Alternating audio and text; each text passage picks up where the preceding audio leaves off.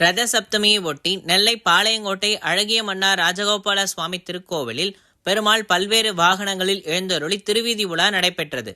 திரளான பக்தர்கள் பங்கேற்று சுவாமி தரிசனம் செய்தனர். சூரியன் தை மாதம் வடக்கு நோக்கி பயணத்தை துவங்கும் சூரிய ஜெயந்தி விழா ரத சப்தமியாக கொண்டாடப்படுகிறது. இத்தகைய விழாவின் பொழுது பெருமாள் கோவில்களில் பல்வேறு சிறப்பு வழிபாடுகளும் பெருமாள் பல்வேறு வாகனங்களில் எழுந்தருளி திருவீதி உலாவும் நடைபெறும். அந்த வகையில் நெல்லை மாவட்டம் பாளையங்கோட்டையில் அமைந்துள்ள நூற்றாண்டு பழமை வாய்ந்த அழகிய மன்னார் ராஜகோபால சுவாமி திருக்கோயிலில் ரத சப்தமி விழா 12ஆம் ஆண்டு கோலாகலமாக கொண்டாடப்பட்டது.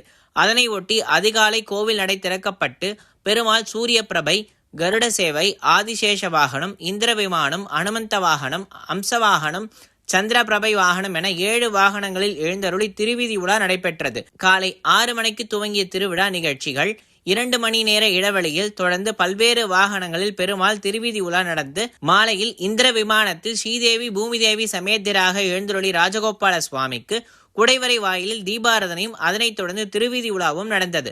பின்னர் நடைபெற்ற இரட்டை கருட சேவையில் ராஜகோபால சுவாமி மற்றும் அழகிய மன்னார் பெருமாள் 2 கருட வாகனத்தில் எழுந்தருளி திருவீதி உலா நடைபெற்றது. இரவு வரை நடைபெற்ற திருவீதி உலாவில் திரளான பக்தர்கள் பங்கேற்று சுவாமி தரிசனம் செய்தனர்.